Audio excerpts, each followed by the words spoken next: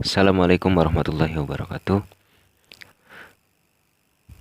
Pada video kali ini kita akan membahas tentang pemuaian zat cair dan gas. Karena sebelumnya timbul pertanyaan apakah selain zat padat itu bisa memuai. Nah, ini jawabannya di video kali ini. Ini kita bahas tentang pemuaian zat cair dan zat gas. Nah, ternyata perlu diketahui zat cair dan gas juga itu dapat memuai. Nah, hal tersebut terjadi jika dipanaskan. Jadi sama ya seperti zat padat. Zat cair dan gas juga ketika dipanaskan itu akan memuai. Nah, bagaimana proses pemuaiannya? Nah, proses pemuaiannya yang pertama kita bahas pemuaian zat cair terlebih dahulu. Nah, sebelumnya kita perlu ketahui dulu bahwa sifat zat cair itu mengikuti wadahnya. Artinya, bagaimanapun bentuk wadahnya, maka zat cair tersebut akan mengikuti bentuk pada wadah tersebut. Nah, sehingga zat cair ini hanya memiliki muai volume. Jadi tidak ada muai panjang, tidak ada muai luas. Langsung ke muai volume. Bukan tidak ada ya, tapi langsung digabung menjadi muai volume. Tidak dipisah menjadi beberapa komponen seperti zat padat, ada muai panjang, muai luas, dan muai volume. Ini langsung ke satu kesatuan yaitu muai volume. Nah, dari muai volume tersebut volumenya akan berubah tetapi masanya akan tetap. Nah, ini contoh gambarnya. Zat cair di dalam silinder itu akan berbentuk seperti silinder. Zat cair di dalam kubus itu akan berbentuk seperti kubus. Selanjutnya, ini ada beberapa koefisien muai volume beberapa zat cair. Ternyata antara zat cair satu dengan zat cair yang lain itu berbeda muai atau koefisien muai volumenya. Nah, ini ada alkohol, ada gliserin, raksa, air, aseton, benzena. Nah, ini udara sebenarnya masuk ke gas ya. Udara di sini. Nah, perhatikan ini ada sedikit ilustrasi perbedaan volume air sebelum dan sesudah dipanaskan. Nah, perhatikan di sini ada suatu zat cair di dalam sebuah silinder dipanaskan. Nah, setelah dipanaskan, maka keadaan zat cair tersebut akan berubah. Nah, perhatikan.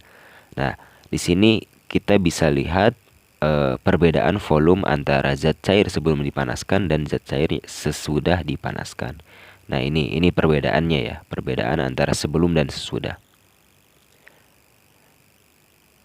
Nah, terus bagaimana persamaan kuantitatif muai volume zat cair? Apakah sama dengan muai volume zat padat ataukah berbeda? Nah, kita bisa lihat di sini.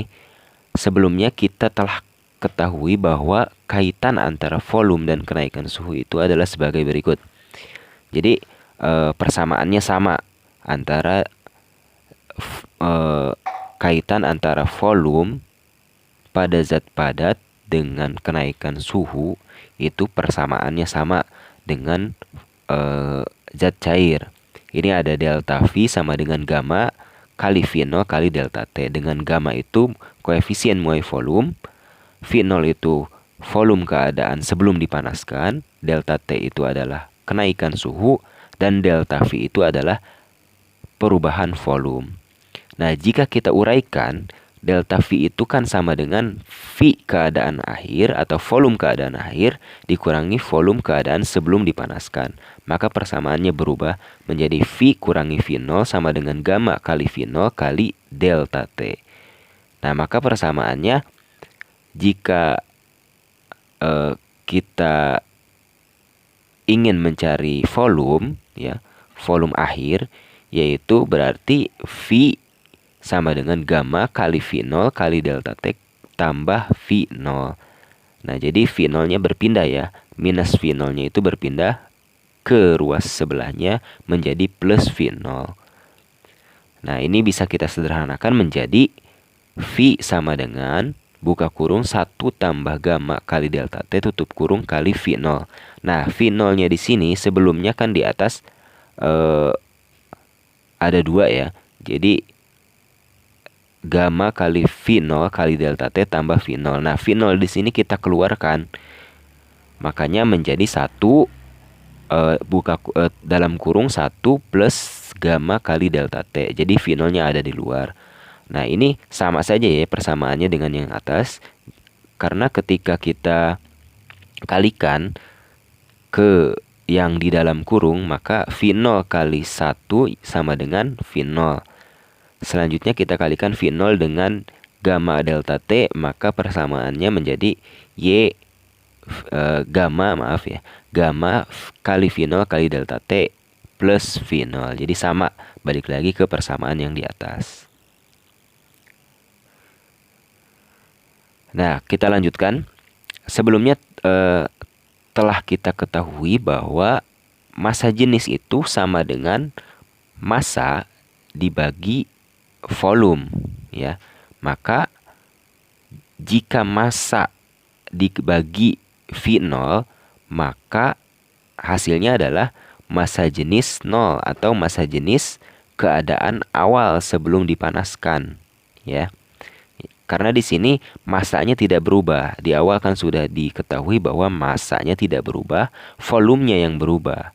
Nah, karena volumenya berubah, berarti mempengaruhi massa jenis, ya. Massa jenisnya pun berubah, gitu.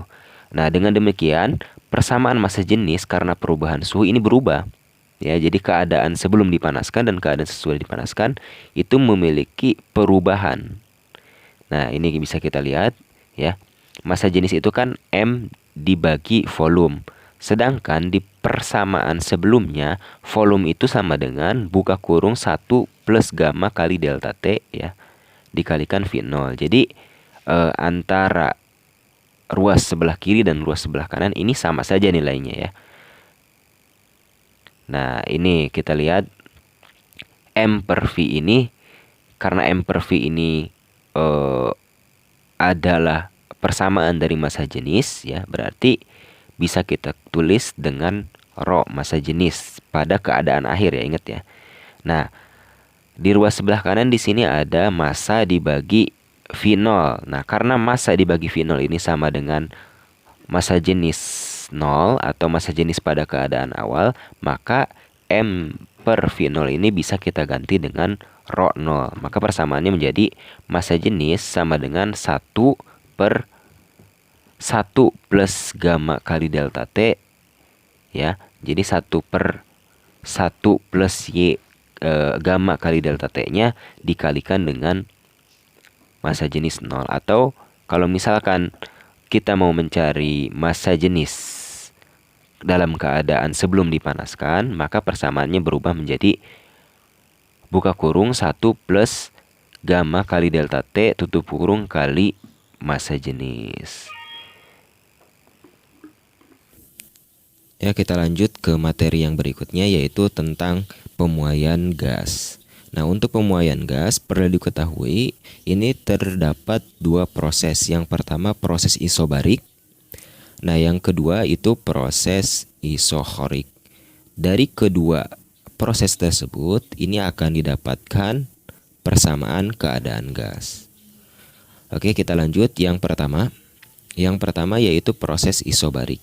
Nah, pada proses isobarik, ini proses di mana pemuaian ini ditinjau pada tekanan gas tetap. Nah, jadi tekanan gasnya dipertahankan, tetapi volumenya ini akan berubah seiring bertambahnya suhu. Nah, ini kita bisa lihat gambar keadaan gas 1 sebelum dipanaskan. Lalu dipanaskan, ini akan berubah menjadi keadaan gas 2, di mana volumenya akan naik, namun tekanannya bertetap, ya. Nah, ini dikasih beban supaya mempertahankan tekanan gas tersebut. Nah, dari kejadian tersebut ini diketahui bahwa volume gas ini sebanding dengan kenaikan suhu. Nah, maka didapatkan V1 volume pada keadaan 1 per T1 suhu pada keadaan 1 sama dengan V2 volume keadaan 2 per suhu pada keadaan 2 atau T2. Nah, proses yang selanjutnya adalah proses isochorik. Nah, pada proses isochorik ini kita lihat dari gambar, ini diberikan penahan. Kenapa diberikan penahan? Karena supaya volumenya tidak berubah ketika dipanaskan. Nah, karena volumenya tidak berubah, tetapi tekanannya akan meningkat. Nah, ini proses isochorik, yaitu proses volume gas dipertahankan agar tidak berubah. Nah, dari kejadian ini diketahui bahwa tekanan gas ini sebanding dengan kenaikan suhu. Maka didapatkan P1 tekanan pada keadaan 1 per suhu pada keadaan 1 sama dengan tekanan pada keadaan 2 per suhu pada keadaan 2. Nah, dari kedua proses ini disimpulkan untuk jumlah gas yang tetap. Artinya keadaan gasnya itu tidak bertambah atau berkurang. Dalam artian gas tersebut di dalam wadah yang tertutup dan wadahnya tidak bocor ya.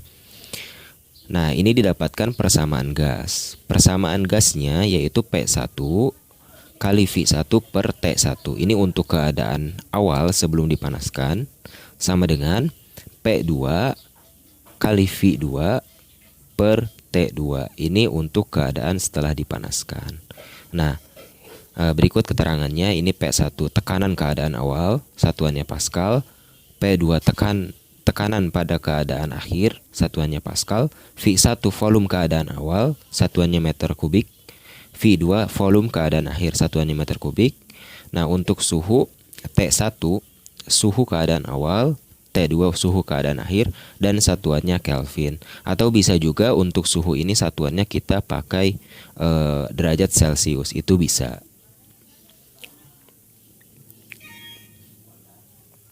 Semoga video ini bisa bermanfaat untuk pembelajaran fisika dan memudahkan kita dalam belajar fisika. Terima kasih. Sampai jumpa. Semoga video ini bermanfaat. Wassalamualaikum warahmatullahi wabarakatuh.